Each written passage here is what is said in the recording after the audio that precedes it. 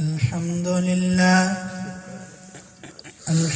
لله نحمده ونستعينه ونستغفره ونؤمن به ونتوكل عليه ونعوذ بالله من شرور أنفسنا ومن سيئات أعمالنا من يهده الله فلا مضل له ومن يضلله فلا هادي له ونشهد أن لا إله إلا الله وحده لا شريك له ونشهد أن سيدنا وسندنا ومولانا محمدا عبده ورسوله أرسله بالحق بشيرا ونذيرا وداعيا إلى الله بإذنه وسراجا منيرا أما بعد فأعوذ بالله من الشيطان الرجيم بسم الله الرحمن الرحيم فخلف من بعدهم خلف أضاعوا الصلاة واتبعوا الشهوات فسوف يلقون غيا صدق اللہ العظیم. حضرات ایک مرتبہ محبت کے ساتھ درود پاک پڑھ لیجئے. اللہم صل علی محمد وعلی آل محمد كما صليت على إبراهيم وعلى آل إبراهيم إنك حميد مجيد. اللهم بارك على محمد وعلى آل محمد كما باركت على إبراهيم وعلى آل إبراهيم إنك حميد مجيد. انتہائی قابل احترام معزز بزرگان دین، نوجوان دوستوں اور قرآن کریم حفظ کرنے والے بڑے خوش نصیب عزیز طلبہ، اب حضرات کو معلوم ہی ہے کہ ہم یہاں محترم حافظ نصیر احمد صاحب مرحوم کے ایصال ثواب کے لیے یہاں ہم جمع ہیں.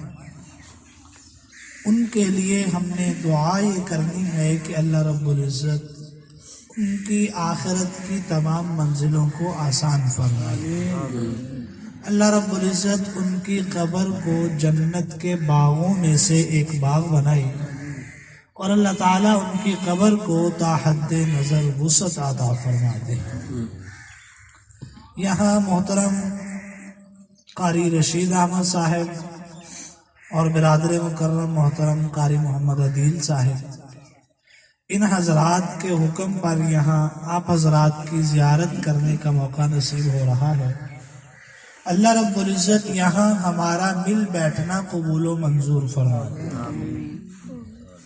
بات کس عنوان پر کی جائے، گفتگو کس موضوع پر ہونی چاہیے، اس کے لیے جو موقع ہوتا ہے وہ خود ہی گفتگو کا موضوع متعین کر دیتا ہے کہ آپ کس موقع پر گفتگو کرنا چاہ رہے ہیں، آپ کس موقع کے مطابق گفتگو کرنا چاہتے ہیں.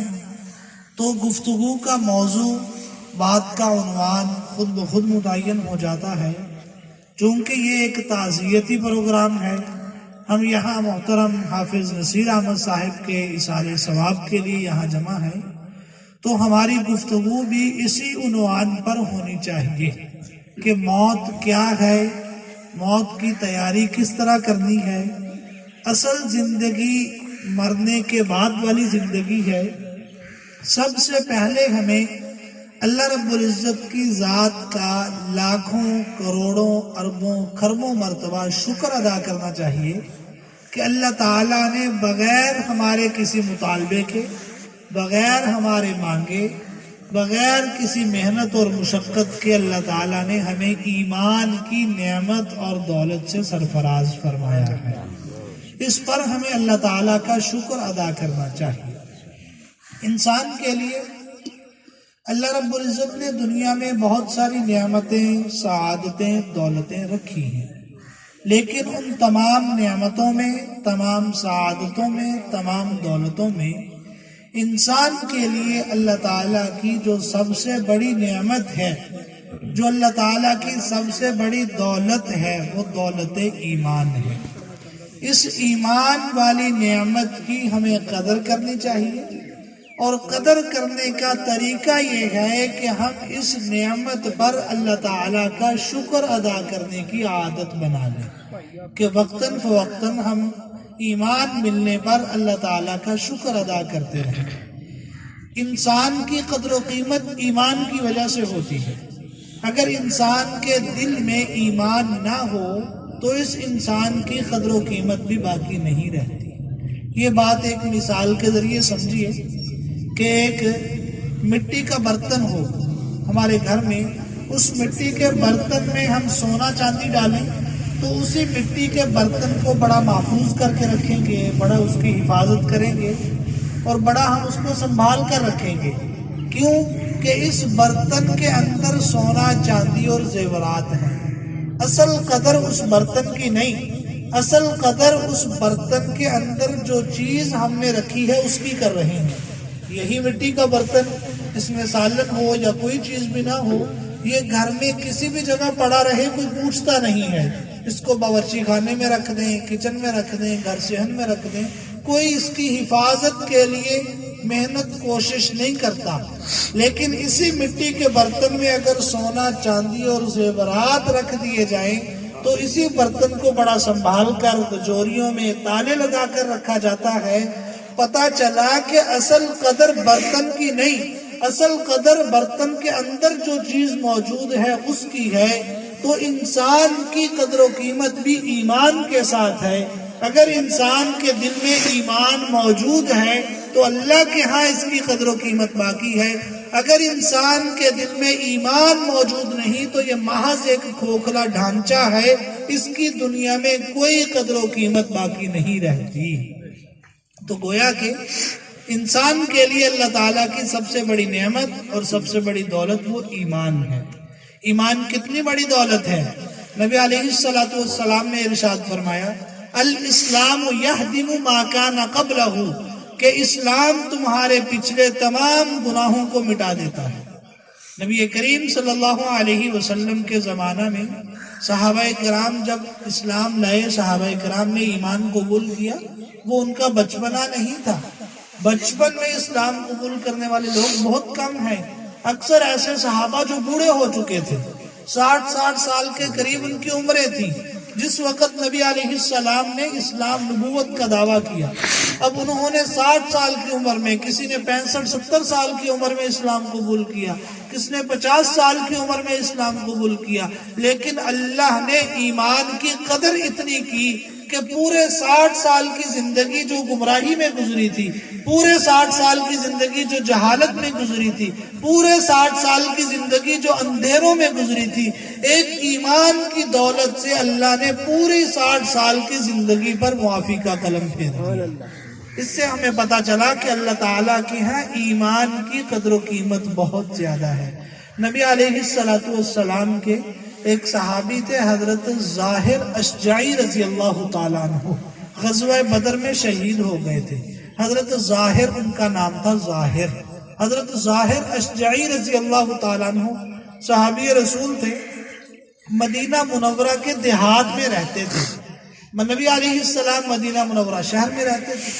حضرت ظاہر جب کبھی دیہات سے آتے آپ علیہ السلام سے ملنے کے لیے تو اپنے دیہات سے کوئی نہ کوئی تحفہ لے کر آتے، نبی علیہ السلام کی خدمت میں پیش کر دیتے۔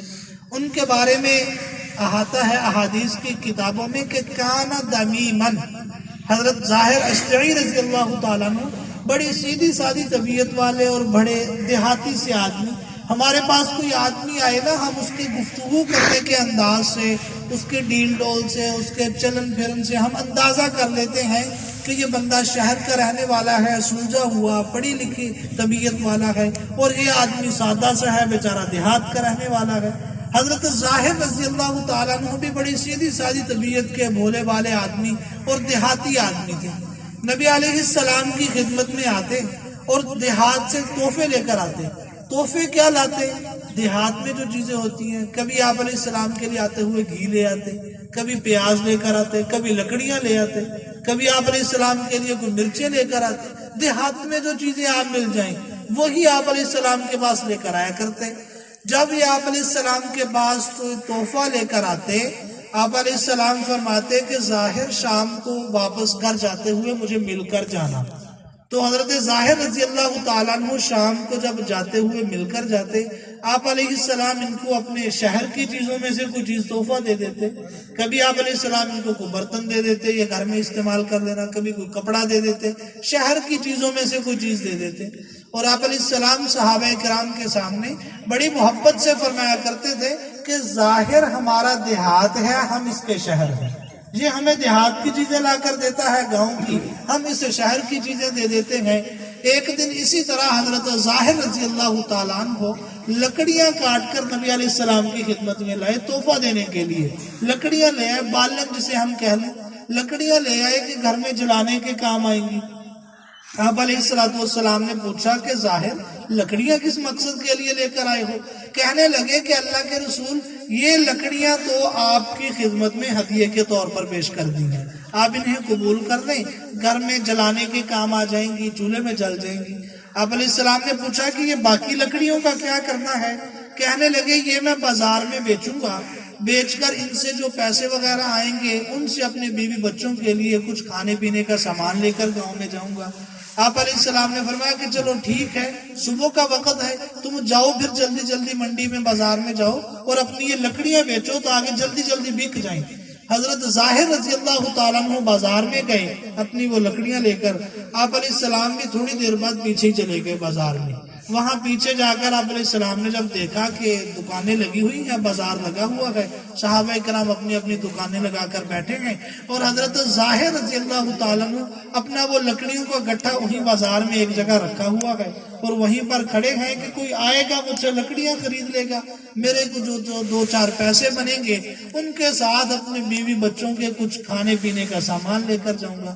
یہ بازار میں کھڑے تھے، آپ علیہ السلام بازار میں داخل ہوئے، انہوں نے آپ علیہ السلام کو نہیں دیکھا۔ آپ علیہ السلام نے پیچھے سے جا کر اس طرح حضرت ظاہر رضی اللہ تعالیٰ عنہ کی آنکھوں پر ہاتھ رکھ لیے، کہ جس طرح ہم مذاق کرتے ہیں نا کسی کے ساتھ، ہم آنکھوں پر ہاتھ رکھ لیتے ہیں پیچھے سے جا کر۔ آپ علیہ السلام نے جا کر حضرت ظاہر رضی اللہ تعالیٰ عنہ کی آنکھوں پر ہاتھ رکھ لی۔ حضرت ظاہر فوراً کہنے لگے من انت ارسلنی، او یار کون ہے تو مجھے چھوڑ دے۔ آپ علیہ السلام بولے ہی نہیں، پھر کہنے لگے من انت ارسلنی، او یار کون ہے تو چھوڑ دے مجھے۔ آپ علیہ السلام نے اب ان کو پکڑا ہوا اور پکڑ کر آپ علیہ السلام نے بازار میں آواز لگائی کہ یہ میں غلام بیچنا چاہتا ہوں، کوئی اس کو کتنے میں خریدے گا؟ صحابہ کرام وہاں جمع ہو گئے۔ اب جب حضرت ظاہر رضی اللہ تعالیٰ عنہ نے نبی علیہ السلام کی آواز سنی تو پتہ چل گیا کہ یہ تو آقا علیہ السلام ہیں جنہوں نے میری آنکھوں پر ہاتھ رکھا ہوا ہے۔ تو آپ علیہ السلام سے حضرت ظاہر نے کیا کیا، آہستہ آہستہ پیچھے ہٹنے لگے تاکہ میرا جسم وہ نبی علیہ السلام کے مبارک جسم کے ساتھ مل جائے اور میرے جسم پر جہنم کی آگ حرام ہو۔ اب حضرت ظاہر رضی اللہ تعالیٰ عنہ پیچھے ہٹے، آپ علیہ السلام نے ان کو پکڑا ہوا۔ اب صحابہ کرام سارے وہاں جمع ہو گئے بازار میں اور مجمع لگ گیا، دیکھ رہے ہیں یہ بڑے دیہاتی سیدھے سادے سے آدمی۔ آپ علیہ السلام نے پھر آواز لگائی اس غلام کو کوئی کتنے میں خریدے گا؟ حضرت ظاہر کہنے لگے اللہ کے رسول، نہ میری کوئی شکل ہے نہ میری کوئی عقل ہے، دیہاتی سا سیدھا سادہ آدمی ہوں، مجھے کون خریدے گا؟ آپ علیہ السلام نے فرمایا کہ ظاہر یہ بات نہیں، بندے کی قدر و قیمت نہ شکل سے ہوتی ہے نہ عقل سے ہوتی ہے، تمہارے دل میں اللہ نے جو ایمان چھپا رکھا ہے اس ایمان کی قیمت اتنی ہے کہ تم پوری دنیا میں سب سے زیادہ قیمتی ہو۔ پتہ یہ چلا کہ اللہ کے ہاں جو قدر و قیمت ہے وہ ایمان کی قدر و قیمت ہے۔ آپ علیہ الصلوۃ والسلام کی وجہ سے ہمیں جو ایمان کی نعمت ملی ہے، ہمیں اس پر اللہ تعالیٰ کا شکر ادا کرتے رہنا چاہیے۔ وقتاً فوقتاً ہمیں ایمان کی قدر نہیں ہوتی۔ کیوں قدر نہیں ہوتی؟ کہ ہم مسلمان گھروں میں پیدا ہوئے، ماؤں کی گود میں ہمیں ایمان کی دولت مل گئی۔ ایمان کی قدر پوچھئے ان صحابہ کرام سے، ان صحابہ کرام کو ایمان کی قدر کا پتہ ہے، جنہوں نے اپنی زندگی کے 50 سال گمراہی میں گزارے، جہالت میں گزارے، اندھیروں میں گزارے، 60 سال کی عمر میں جا کر ایمان کی دولت نصیب ہوئی۔ حضرت ابوبکر صدیق رضی اللہ تعالیٰ عنہ، ان کا اصل نام عبداللہ ہے۔ حضرت ابوبکر صدیق رضی اللہ تعالیٰ عنہ یہ کیا کرتے تھے کہ پتہ چلتا جس آدمی کے بارے میں کہ فلاں آدمی نے اسلام قبول کر لیا، فلاں غلام نے، اس کا آقا اسے بہت تنگ کرتا ہے، اپنے پیسوں کے ساتھ اسے خریدتے اور خرید کر اسے آزاد کر دیا کرتے تھے۔ حضرت ابوبکر صدیق رضی اللہ تعالیٰ عنہ نے اس طرح کئی غلام خریدے جن کے بارے میں پتہ چلتا کہ یہ مومن ہیں، مسلمان ہیں، ان کو خرید کر ان کو آزاد کر دیتے۔ مؤذن رسول حضرت سیدنا بلال حبشی رضی اللہ تعالیٰ عنہ یہ بھی ایک مالک کے غلام تھے، اور یہ انہوں نے ایمان قبول کر لیا۔ ان کا آقا جو تھا وہ مشرک تھا، روزانہ ان پر ظلم و ستم ہوتے کہ بلال تو نبی کا کلمہ پڑھنا چھوڑ دے، ایمان کی دولت چھوڑ دے۔ حضرت بلال بھی ایمان کی دولت کو نہ چھوڑتے، نبی کا کلمہ نہ چھوڑتے۔ حضرت ابوبکر صدیق رضی اللہ تعالیٰ عنہ کو پتہ چلا تو حضرت ابوبکر صدیق رضی اللہ تعالیٰ عنہ نے کیا کیا، جا کر اس کے حضرت بلال کے مالک کو کچھ پیسے دے کر حضرت بلال کو خرید لیا۔ خرید کر جب گھر میں لے کر آئے، حضرت ابوبکر صدیق رضی اللہ تعالیٰ عنہ کے والد تھے ابو قحافہ کہنے لگے، ابو بکر یہ تو کس کو خرید کر لے آیا؟ حبشے کا رہنے والا کالا غلام ہے، تو نے غلام خریدنا تھا، کوئی رومی غلام خرید کے لاتا، کوئی فارسی غلام خرید کے لاتا، کوئی پڑھا لکھا کوئی خوبصورت غلام خرید کے لاتا، جس کو لانے کا ہمیں کوئی فائدہ بھی ہوتا، جو گھر میں کوئی کام کاج بھی کرتا، ہمارے کسی کام بھی آتا، ہم اسے کسی کام پر بھی رکھتے۔ یہ تو ایک سادہ سا بلال جس کو تو خرید کر لے آیا، اس کا ہم کیا کریں گے؟ ابو بکر صدیق رضی اللہ تعالیٰ عنہ کہنے لگے، ابا جان میں غلام اس وجہ سے خرید کر نہیں لایا کہ ہم اسے کسی اپنے کام کے لیے رکھیں گے، میں غلام اس وجہ سے خرید کر نہیں لایا کہ یہ ہمارے کسی کام آئے گا، بلکہ اس غلام کے دل میں ایمان کی دولت موجود ہے، میں نے اس کی قدر نہیں کی، میں نے ایمان کی قدر کرتے ہوئے اسے اس لیے خریدا ہے تاکہ میں اسے آزاد کر دوں اور یہ اسلام کے مطابق زندگی گزار سکے۔ پتہ یہ چلا کہ نبی علیہ الصلوۃ والسلام نے صحابہ کرام کے دلوں میں ایمان کی اہمیت بٹھا دی تھی۔ اس لیے ہمیں وقتاً فوقتاً اللہ تعالیٰ کا شکر ادا کرنا چاہیے کہ یا اللہ تیرا لاکھوں کروڑوں اربوں خربوں مرتبہ شکر ادا کرتے ہیں کہ تو نے ہمیں ایمان کی دولت سے نواز رکھا ہے، تو نے ہمیں ایمان جیسی عظیم نعمت اور دولت عطا فرمائی ہے۔ ہم چونکہ تعزیتی پروگرام میں ہیں، ایصال ثواب کا یہ پروگرام ہے، ہمیں ایک بات سمجھنی چاہیے کہ یہ جو دنیا ہے یہ دارالعمل ہے، دارالجزا نہیں ہے۔ یہاں عمل کیا جائے گا، مرنے کے بعد کی زندگی وہ دارالجزا ہے، وہاں بدلہ دیا جائے گا۔ یہاں جیسا عمل کریں گے ویسا بدلہ ملے گا، جیسی فصل بوئیں گے وہاں وہی کاٹنا پڑے گا، جو یہاں بیج بوئیں گے آگے وہی فصل اگے گی۔ تو ہماری یہ دنیا کی زندگی، ہمیں اس زندگی کو ایمان والی اور اسلام والی زندگی گزارنی چاہیے۔ اس وقت جس معاشرے میں ہم موجود ہیں، جس زمانے میں، جس حالات میں ہم زندگی گزار رہے ہیں، اس وقت ہمارے لوگوں کی 3 بڑی مشکلات ہیں۔ 3 نکاتی بات ہیں، بس یہ 3 باتیں کر کے ہم بات ختم کر دیں گے۔ اس وقت ہمارے معاشرے میں لوگوں کی 3 بڑی مشکلات ہیں، 3 پریشانیاں۔ جس بندے سے آپ مل لیں، جس بندے سے بھی پوچھ لیں، وہ اپنی یہ 3 پریشانیاں لازماً ذکر کرے گا، اور وہ 3 مشکلات، 3 پریشانیاں اللہ تعالیٰ نے قرآن مجید میں ان تینوں پریشانیوں اور تینوں مشکلات کا حل بھی بیان کیا۔ پہلی مشکل ہمارے ہاں پریشانی کیا ہے؟ فَخَلَفَ مِن بَعْدِهِمْ خَلْفٌ أَضَاعُوا الصَّلَاةَ وَاتَّبَعُوا الشَّهَوَاتِ فَسَوْفَ يَلْقَوْنَ غَيًّا۔ اب دنیا میں ہماری ایک سب سے بڑی مشکل اور پریشانی یہ ہے کہ دنیا کا ہر بندہ وہ اپنے خیالات سے تنگ ہے، اپنے دل کے سامنے بے بس ہے، اپنی نفسانی خواہشات کے سامنے بے بس ہے، کہتا ہے کہ میرے دل میں خیالات، وسوسے، فحاشی کے، بے حیائی کے، برائی کے، برے کاموں کے خیالات اتنے آتے ہیں کہ میں کیا کروں۔ واتبعوا الشہوات، شہوات کی اتباع کر رہے ہیں لوگ۔ شہوات کسے کہتے ہیں؟ بے حیائی کو، فحاشی کے ارادے کو، فحاشی کے کام کو۔ اور شہوات کسے کہتے ہیں؟ اپنی نفسانی خواہشات کے سامنے بے بس ہو جانے، اپنے دل کی خواہشات کے سامنے بے بس ہونے۔ یہ ہماری ایک بڑی مشکل اور بڑی پریشانی ہے۔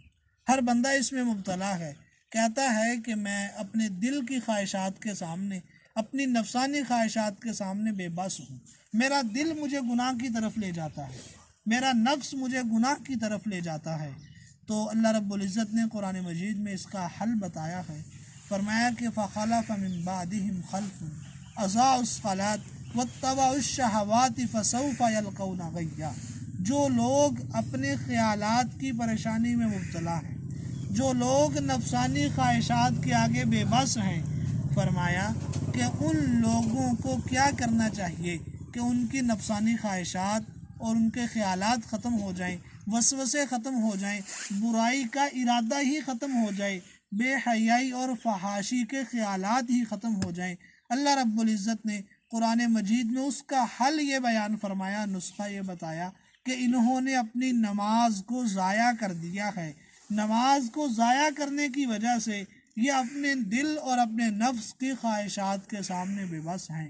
اگر یہ آج بھی اپنی نماز کو مکمل کر لیں تو ان سے بے حیائی کے ارادے، فحاشی کے ارادے اور ان کی نفسانی خواہشات آج بھی لوگوں کی ختم ہو سکتی ہیں، لیکن کب؟ جب یہ اپنی نماز کو مکمل کر لیں۔ لیکن یہ نفسانی خواہشات ہمارے اندر آئی کیوں ہیں؟ فرمایا اضاعوا الصلاۃ، ہم نے نماز کو ضائع کر دیا۔ کیسے نماز کو ضائع کر دیا؟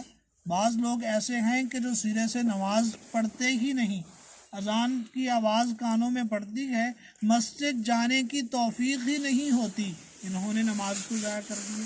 بعض پڑھتے تو ہیں لیکن جماعت کے ساتھ نہیں پڑھتے، انہوں نے بھی اپنی نماز کو ضائع کر دیا۔ بعض پڑھتے تو ہیں، جان بوجھ کر سستی کی وجہ سے قضا کر لیتے ہیں، انہوں نے بھی اپنی نمازوں کو ضائع کر دیا۔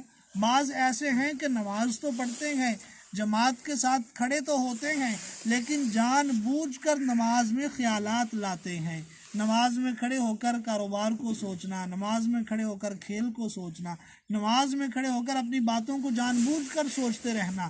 ایک تو یہ ہے کہ خیال آئے بندہ جھٹک دے، لیکن ہم کہتے ہیں خیال آئے پھر ہم اسی خیالوں میں گم ہو کر پوری نماز ضائع کر دیں، تو انہوں نے بھی اپنی نماز کو ضائع کر دیا۔ اللہ رب العزت کا قرآن مجید میں یہ ارشاد ہے، ان الصلاۃ تنہا عن الفحشاء والمنکر، نماز بے حیائی اور برے کاموں سے روکتی ہے۔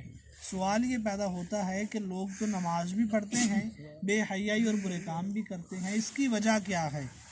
قرآن تو کہہ رہا ہے کہ نماز بے حیائی اور برے کاموں سے روکتی ہے۔ سوال یہ ہے کہ بندہ نماز بھی پڑھ رہا ہے، بے حیائی کے کام اور برے کام بھی کر رہا ہے، اس کی کیا وجہ ہے؟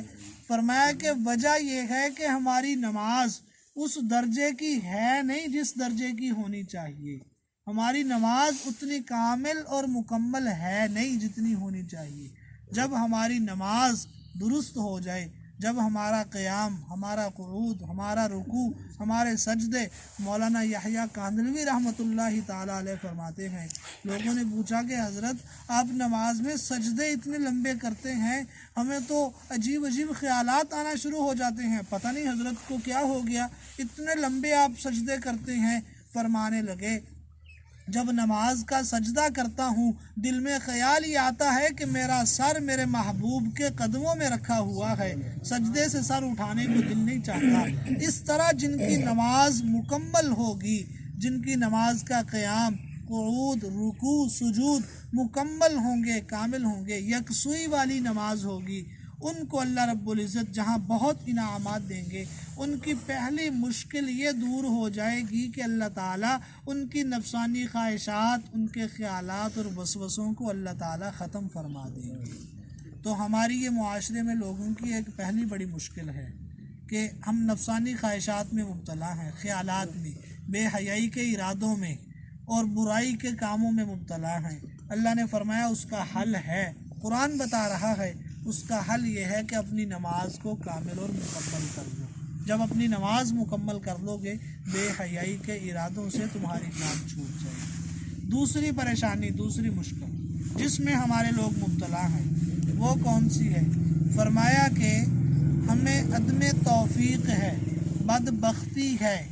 عدم توفیق کا مطلب یہ ہے کہ نیکی کرنے کی توفیق نہیں ملتی۔ مال موجود ہے، پیسے موجود ہیں، دل بھی چاہتا ہے کہ اللہ کے راستے میں خرچ کریں، لیکن خرچ کرنے کی توفیق نہیں ملتی۔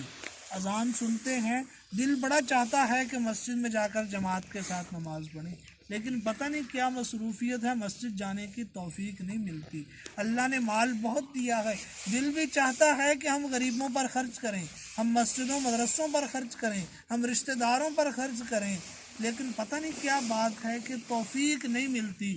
فرمایا کہ جس بندے کو نیکی کی توفیق نہ ملے، اذان سنے نماز پڑھنے کی توفیق نہ ملے، مال ہو اللہ کے راستے میں خرچ کرنے کی توفیق نہ ملے، دل کرے کہ میں قرآن مجید کی تلاوت کروں، دل میں بڑی خواہش ہو کہ قرآن مجید کو روزانہ پڑھا کروں، لیکن توفیق نہ ملے پڑھنے کی، اس کی وجہ کیا ہے؟ اللہ رب العزت نے فرمایا کہ وَبَرًّا بِوَالِدَتِي وَلَمْ يَجْعَلْنِي جَبَّارًا شَقِيًّا۔ جس بندے کو نیکی کی توفیق نہ ملے اس کی وجہ یہ ہے کہ اس کا اپنے والدین کے ساتھ رویہ اچھا نہیں ہے، اس کا اپنے والدین کے ساتھ سلوک اچھا نہیں ہے، اس کا اپنے والدین کے ساتھ تعلق مضبوط نہیں ہے۔ جس بندے کا اپنے والدین کے ساتھ رویہ اچھا ہو، اپنے والدین کے ساتھ تعلق مضبوط ہو، اپنے والدین کے ساتھ سلوک اچھا ہو، فرمایا کہ اللہ تعالیٰ اسے نیکی کی توفیق دے دیتے ہیں۔ حضرت عیسیٰ علیہ السلام اللہ تعالیٰ کے بڑے جلیل القدر پیغمبر ہیں۔ حضرت عیسیٰ علیہ السلام سے ان کے دور میں ان کے ایک امتی نے پوچھا کہ حضرت آپ کو اللہ تعالیٰ نے معجزات عطا فرمائے ہیں، بڑی صلاحیتیں اللہ تعالیٰ نے آپ کو دی ہیں۔ وَأُبْرِئُ الْأَكْمَحَ وَالْأَبْرَصَ وَأُحْيِي الْمَوْتَى، جو بندہ پیدائشی طور پر نابینا ہو آپ اسے بینائی دے دیتے ہیں، جو بندہ پیدائشی طور پر اندھا ہو آپ اسے آنکھیں عطا کر دیتے ہیں، کوڑ کے مریض آپ ٹھیک کر دیتے ہیں، برس کے مریض آپ ٹھیک کر دیتے ہیں، اللہ کے حکم سے آپ مردوں کو زندہ کر دیتے ہیں۔ اتنے معجزات اللہ نے آپ کو دیے ہیں، یہ آپ کو اللہ تعالیٰ نے اتنے معجزات کیسے عطا کر دیے؟ اتنی صلاحیتیں، اتنی نعمتیں آپ کو کیسے مل گئیں؟ حضرت عیسیٰ علیہ السلام فرمانے لگے وجہ یہ ہے کہ میرا اپنی والدہ کے ساتھ رشتہ بہت اچھا ہے، میرا اپنی والدہ کے ساتھ تعلق بہت مضبوط ہے، میرا اپنی والدہ کے ساتھ رویہ اتنا اچھا ہے، اس کے بدلے میں اللہ تعالیٰ نے مجھے دنیا کی بڑی نعمتیں اور سارے معجزات عطا کر رکھے ہیں۔ فرمایا وَجَعَلَنِي مُبَارَكًا أَيْنَمَا كُنْتُ وَأَوْصَانِي بِالصَّلَاةِ وَالزَّكَاةِ مَا دُمْتُ حَيًّا، کہ دنیا میں اگر مبارک بننا چاہتے ہو، برکت والے بننا چاہتے ہو، تم چاہتے ہو کہ ہمیں نیکی کی توفیق ملتی رہے، ہم نیکی کا محض ارادہ کرنے پر ہی خوش نہ ہو، ہم اذان سنیں تو نماز پڑھنے کی توفیق ملے، اگر ہم اذان سنیں تو نماز پڑھنے کی توفیق ملے، ہمارے پاس مال ہو تو اللہ کے راستے میں خرچ کرنے کی توفیق ملے، اللہ نے ہمیں دولت دی ہو تو رشتہ داروں پر خرچ کرنے کی توفیق ملے، اللہ نے ہمیں پیسے دیے ہوں تو مسجدوں مدرسوں پر خرچ کرنے کی توفیق ملے، اللہ نے ہمیں دولت دی ہو تو زکوٰۃ ادا کرنے کی توفیق ملے، اللہ نے ہمیں مال دیا ہو ہمیں اس کے ذریعے حج ادا کرنے کی توفیق ملے، ہمیں قرآن کی تلاوت کرنے کی توفیق ملے، ہمیں پڑوسیوں کے حقوق ادا کرنے کی توفیق ملے، ہمیں اچھے اخلاق اپنانے کی توفیق ملے، ہمیں اچھا کردار اپنانے کی توفیق ملے۔ اللہ نے قرآن میں اس کا حل بتلا دیا، نیکی کی توفیق تب ملے گی جب والدین کے ساتھ تمہارا رشتہ اچھا ہوگا، جب والدین کے ساتھ تمہارا رویہ اچھا ہوگا، جب والدین کے ساتھ تمہارا تعلق مضبوط ہوگا۔ یہ ہمارے معاشرے کی دوسری پریشانی ہے جس میں لوگ مبتلا ہیں کہتے ہیں کہ جی ہمیں نیکی کی توفیق نہیں ملتی، ہمیں نیک کام کرنے کی توفیق نہیں ملتی۔ اللہ رب العزت نے اس کا حل بتا دیا کہ اپنے والدین کے ساتھ اپنا رویہ اچھا کر لو، اپنے والدین کے ساتھ اپنا تعلق مضبوط کر لو، اللہ تمہیں نیکی کی توفیق دینا شروع کر دیں گے۔ اور ایک تیسری پریشانی ہے ہمارے معاشرے میں لوگوں کی۔ تیسری پریشانی کیا ہے؟ جس بندے سے آپ پوچھ لیں وہ معاشی طور پر بڑا پریشان ہے کہ جی مہنگائی بہت زیادہ ہو گئی ہے، گزارا ان حالات میں بڑا مشکل ہو گیا ہے، معاشی طور پر بڑی پریشانی ہے، گھر میں معاشی حالات بڑے تنگ رہتے ہیں۔ اس پریشانی میں ہر بندہ مبتلا ہے کہ معیشت میری ٹھیک نہیں ہو رہی، میرے معاشی حالات ٹھیک نہیں ہو رہے، 2 وقت کی روٹی بڑی مشکل سے نصیب ہو رہی ہے، حالات دن بدن کمزور ہوتے جا رہے ہیں۔ اس پریشانی میں لوگ مبتلا ہیں۔ اللہ رب العزت نے قرآن مجید میں اس کا حل بتلایا، فرمایا کہ وَمَنْ أَعْرَضَ عَنْ ذِكْرِي فَإِنَّ لَهُ مَعِيشَةً ضَنْكَ، جو بندہ میرے ذکر سے اعراض کرے گا، اللہ کے ذکر سے منہ موڑ لے گا، اللہ کے ذکر کو پس پشت ڈال دے گا۔ اللہ کا ذکر کیا ہے؟ نماز اللہ کا ذکر ہے، قرآن کی تلاوت اللہ کا ذکر ہے، تسبیحات اللہ کا ذکر ہے، کسی بھی طریقے سے اللہ کو یاد کرنا یہ اللہ کا ذکر ہے۔ فرمایا کہ جو بندہ اللہ کو یاد کرنے سے وہ موڑ لے گا، اللہ کی یاد کو پس پشت ڈال دے گا، اللہ کے ذکر سے اعراض کر لے گا، فَإِنَّ لَهُ مَعِيشَةً ضَنْكَ، اللہ فرماتے ہیں میں دنیا میں اس کے معاشی حالات تنگ کر دوں گا۔ اگر کوئی شخص یہ چاہتا ہے میرے معاشی حالات ٹھیک ہو جائیں، دن بدن میرے حالات بہتر ہوتے جائیں، میری معیشت ٹھیک ہو جائے، گھر کے معاشی حالات مضبوط ہو جائیں، اللہ نے قرآن مجید میں اس کا حل بتا دیا۔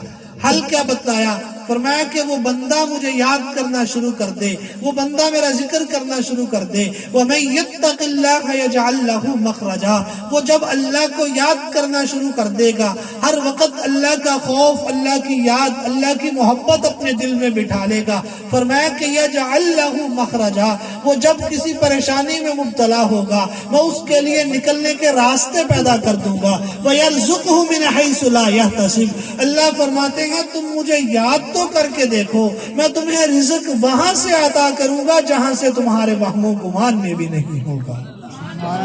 اس سے پتہ یہ چلا کہ اگر اللہ کے ذکر سے منہ موڑ لو گے، اللہ کی یاد کو پس پشت ڈال دو گے تو پھر معاشی حالات تنگ ہو جائیں گے، معیشت کمزور ہو جائے گی، معاشی طور پر پریشانیاں آئیں گی۔ معاشی پریشانیاں ختم کرنا چاہتے ہو، معاشی حالات کو ٹھیک کرنا چاہتے ہو، اپنی معیشت کو مضبوط کرنا چاہتے ہو، اس کے لیے اللہ کو یاد کرنا شروع کر دو۔ کیسے یاد کرنا ہے؟ نماز کے ذریعے سے، قرآن کی تلاوت کے ذریعے سے، تسبیحات کے ذریعے سے، اللہ تعالیٰ کا مبارک مقدس پاکیزہ مطہر نام لے کر اللہ کو یاد کرنا شروع کر دیں۔ اللہ فرماتے ہیں میں تمہاری دنیا کی معیشت اتنی اچھی کر دوں گا، رزق وہاں سے آئے گا جہاں سے تمہارے وہم و گمان میں بھی نہیں ہوگا۔ اب ہم اپنی پوری گفتگو کا خلاصہ ذکر کرتے ہیں۔ سب سے پہلی بات ہم نے یہ کی تھی کہ ایمان کی دولت کی ہمیں قدر کرنی ہے۔ توجہ میری طرف رکھیے، بات ہم ختم کرنے لگے ہیں۔ پوری گفتگو کا خلاصہ کہ سب سے پہلے اللہ تعالیٰ نے جو ہمیں ایمان والی نعمت دولت دی ہے، وقتاً فوقتاً اس پر اللہ تعالیٰ کا شکر ادا کرنے کی عادت بنا لی کہ ہم اس نعمت پر اللہ تعالیٰ کا شکر ادا کیا کریں گے۔ یا اللہ تیرا شکر ہے تو نے ہمیں ایمان جیسی نعمت سے نوازا ہے۔ اور اس کے بعد ہم نے 3 پریشانیاں ہیں، ان کے 3 حل ہیں۔ پہلی پریشانی یہ ہے کہ ہم نفسانی خواہشات کے سامنے بے بس ہیں۔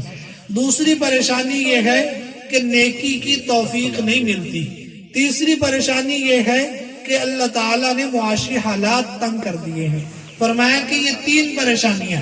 پہلی پریشانی کہ اگر اللہ رب العزت قرآن مجید میں اس کے حل کو بیان فرما رہے ہیں کہ پہلی پریشانی آج کل لوگوں کی یہ ہے، لوگ یہ کہتے ہیں کہ ہم نفسانی خواہشات کے سامنے بے بس ہیں، دل کے خیالات اور وسوسوں کے سامنے بے بس ہیں۔ اس پریشانی کا حل اللہ نے قرآن مجید میں ذکر کر دیا کہ اپنی نماز مکمل کر لو، تمہاری نفسانی خواہشات ختم ہو جائیں گی۔ دوسری پریشانی ہماری یہ ہے کہ نیکی کی توفیق نہیں ملتی۔ اللہ نے فرمایا کہ والدین کے ساتھ رویہ اچھا کر لو، نیکی کی توفیق ملنا شروع ہو جائے گی۔